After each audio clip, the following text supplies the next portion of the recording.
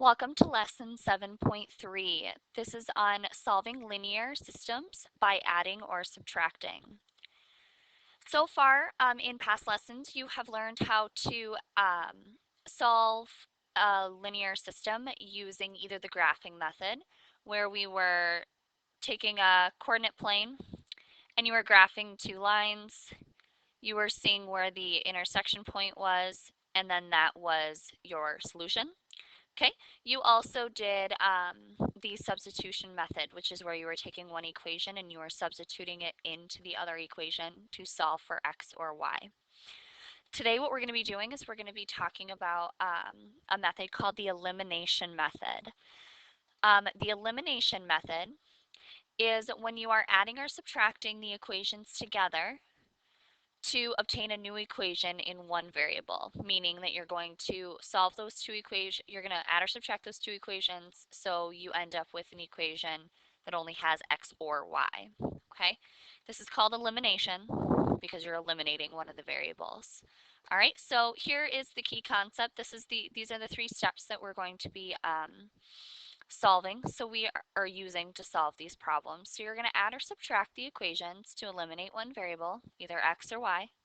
Then you're going to solve that final problem for x or y, figure out that value, and then substitute it into an original equation to find the value.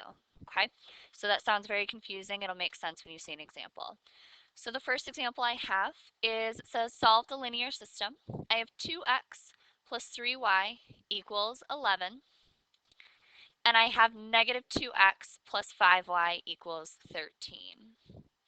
So the first thing I want you to notice before I even start showing you the solution is that we have a set of opposites in my two equations. I have a 2x and I have its opposite, which is negative 2x. All right, that's very important to look for when you are solving using the elimination method, because what I'm going to be able to do is I'm actually going to be able to say, okay, 2x plus 3y equals 11, and I'm going to add my two equations. So plus negative 2x plus 5y equals 13. Well, right away, what's 2x minus or plus negative 2x? It's 0x. So it's going to go away. I'm going to cancel them out. That is part of the elimination method. I just eliminated my x values.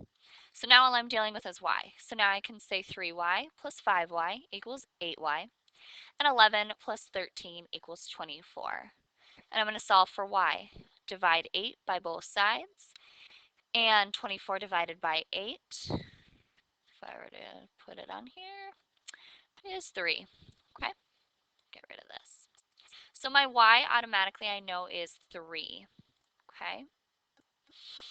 So now I'm going to go back. I'm going to plug 3 in to either equation. Remember, you can choose. It does not matter. You should end up with the same value.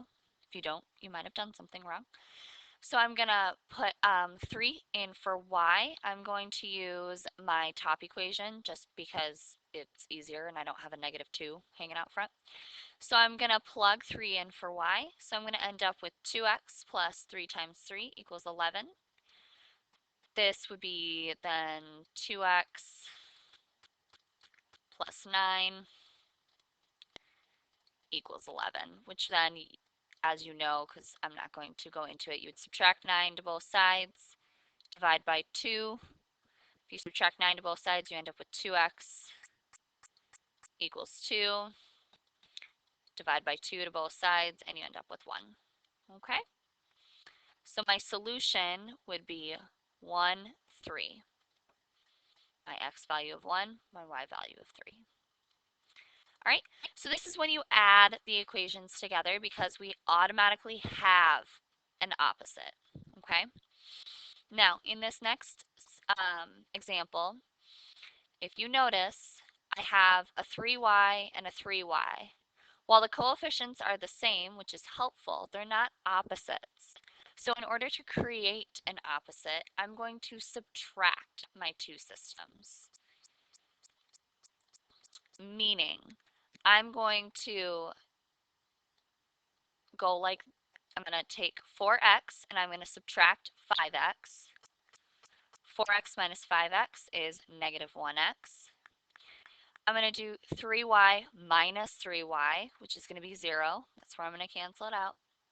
And then 2 minus negative 2, and that would be 4. So I'm going to end up with negative 1x equals 4, which then means x is going to equal negative 4, because I'm going to divide this negative sign out, and then I'm going to end up with negative 4. Okay?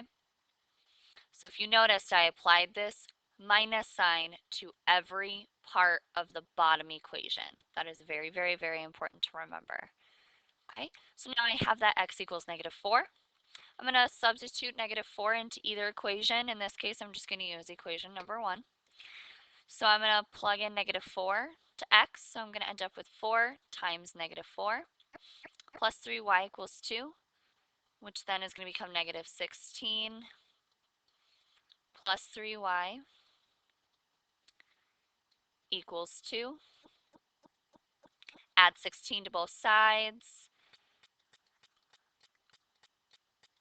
I'm going to end up with 3y equals 18. And I know you can see the solution, but just so you know what I'm doing. So I end up with 3y equals 18.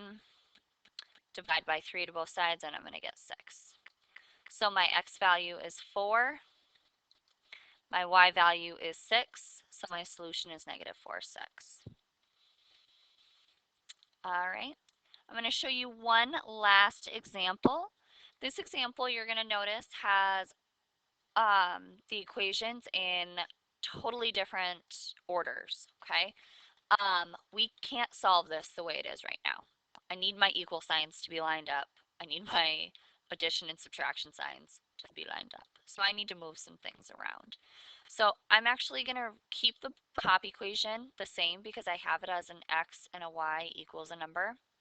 And I'm going to take the bottom equation and I am going to arrange it in that order. So I'm going to actually subtract 3x over to this side. So then my bottom equation is going to become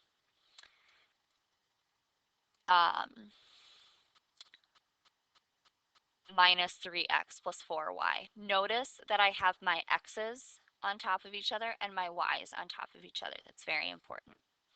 Okay, now you can just, once I've rearranged them, I'm going to look for my opposite coefficients. Automatically, you'll see I have a negative 4 and a positive 4. Because they're already opposites, I'm going to add my equations together.